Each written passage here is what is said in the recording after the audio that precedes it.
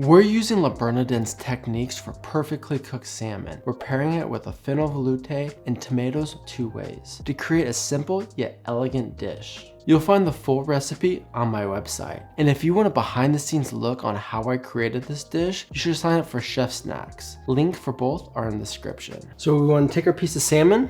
To remove the skin, it's always easy if you have something to grab onto. We're gonna go slice down, and then you're gonna wiggle the skin, not the knife, until we fully remove. And then you can do the same thing to remove the belly. We wanna trim this up so that it's a nice rounded piece. So trim the top and then trim the belly so that it's nice and round. And then we wanna portion this fish. We're looking for about 3 ounces or about 80 grams. 1 portion is gonna be 2 slices. As you get to the end, if you have the piece by the head, it's gonna start to get harder to portion out. You might be able to get 1 out, but it's gonna start looking a little smaller than the other pieces. So the next step in preparing the salmon is that we wanna remove this bloodline. I found that the easiest way to do that is to make it nice and straight and to take single stroke slices. As you can see, this salmon right here and here, they both have the bloodline removed, and this one does not. When this cooks, the bloodline will become dark and look unpleasant. So we have these cherry tomatoes here. We just want to take them off the vine. On the bottom, we're just gonna score a tiny little X. This will open up and allow us to peel. You want to bring a pot of water up to a boil. We're gonna add our tomatoes in for about 15 seconds. You should start to see the skins start to peel back, and then remove them and place them into an ice bath to shock. So once these have cooled down, you can see that the skins have really started to peel away. You can probably just use your fingers to remove all the skin. I like to keep a paring knife just in case. It helps to go underneath and grip off the skin. The idea behind blanching is to cook them just enough so that the skin comes off. We don't want to cook the tomatoes. Slice the peeled tomatoes in half and place on a tray with the cut side facing up. Sprinkle with salt and sugar on the cut side. This will help pull out the water, helping concentrate the flavors. Place them into a 250 degrees Fahrenheit or 121 degrees Celsius oven. I cooked these for an hour. They're concentrated, but they're not shriveled up. To help them retain a glaze and look nice and shiny, got a little bit extra virgin olive oil. Just gonna brush each one, give them a nice sheen. Flavor on these is pretty intense. It's a very strong tomato flavor. It has a little bit of sweetness, but it's like this little concentrated tomato bomb with some acidity. It's gonna be really nice pairing with the fish. So the next step is we're gonna make a tomato compote. I have 12 ounces of cherry tomatoes, 340 grams. The amount doesn't really matter. You can use this for any amount. So we have a little bit of salt and a pinch of sugar. Now we're just gonna liquefy this. So we have it nice and liquefied. So we want to use a little strainer. I like to use the sauce strainer or like a cone strainer. We're gonna get out all the skins and seeds. Just tap the strainer. We're not forcing anything through. We're just helping it efficiently go through the strainer. You could also move the skin and seeds around. Let the tomato liquid fall through. We want to get out all that goodness. We're gonna turn this on medium heat and we're gonna reduce it down until it's nice and thick.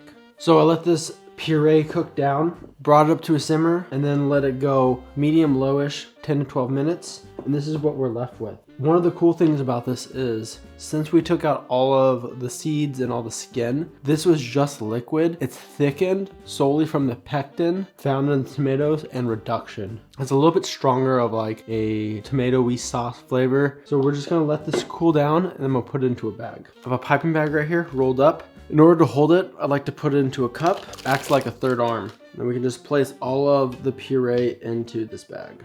A little restaurant secret, we're gonna use a bowl scraper, get all the puree down. Trim the excess, and then you're good to go. To make the Fennel velouté, first we're gonna start with a little bit of extra virgin olive oil, enough to coat the bottom of the pan. We have thinly sliced fennel. I use a mandolin so I can get it nice and thin, even. This is gonna help bring out the most flavor. 100 grams of fennel. And then I have 25 grams of thinly sliced shallot and 10 grams of thinly sliced garlic. Add a pinch of salt. We're gonna cook this on low heat, sweat it out, bring out all the flavors. It's gonna become translucent. So I let this sweat down for about 10 to 15 minutes. We're gonna add in 25 grams of Pernod. This will add nice anise flavor to the sauce, mimicking the flavor of fennel. One thing that I forgot to add is salt. Every time I add a new ingredient to the pan, I want to add a pinch of salt. So we're gonna add some for that for now. Then we're gonna add a little bit for the chicken stock. This is just gonna help bring out the flavor of every ingredient. We have 400 grams or 400 milliliters of chicken stock, and we have 20 milliliters of cream. When I'm picking fennel, for the garnish, I wanna look for nice end pieces. One of the keys is I only put in stuff that's nice. That way when I go to plate, I don't have to pick through garbage. I pick how much I need for those portions. So I'm gonna probably put around 5 pieces on this dish. Anything extra, I can pick for the sauce. I want to strip off from the stem, so we only have the fine leaves, and I need 20 grams. So for the fennel, I like to put it into a container with a damp towel and then just put a deli container lid on top. This will keep it nice and fresh in the fridge for a couple days actually, but definitely for when I'm ready to use it. So I brought the chicken stock up to a simmer, let it steep for 10 minutes. Now we're gonna add to a blender. We're gonna add in our fennel fronds. I'm gonna do about half of them just to make sure this is how much I wanna use.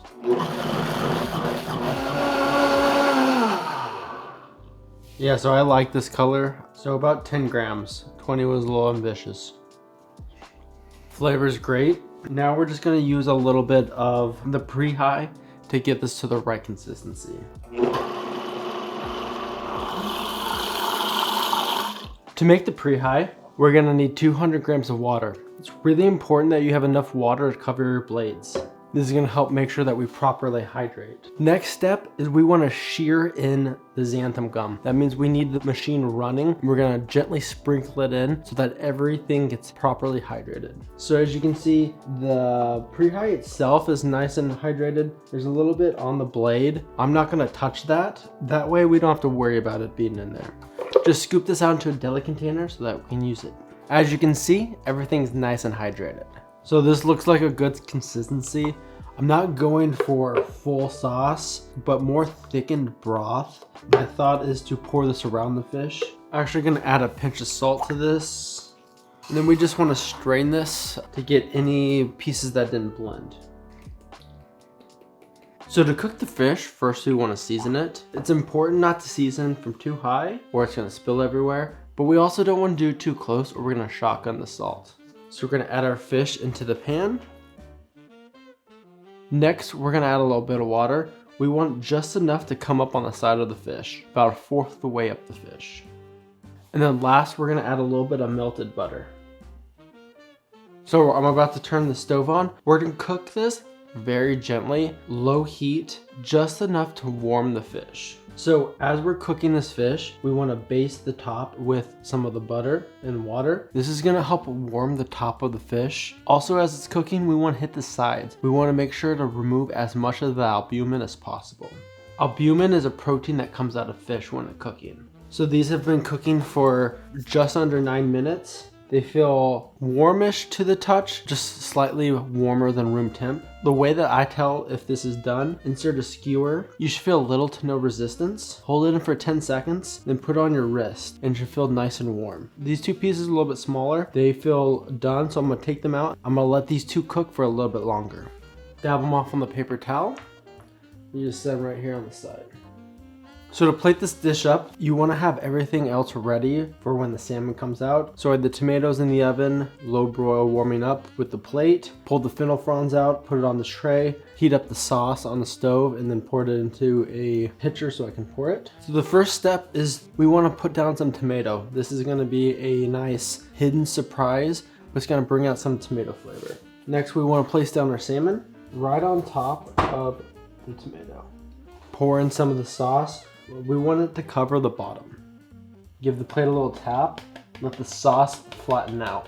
Then we're gonna place down some of the tomatoes. I think 5 sounds great to me. On and around the salmon.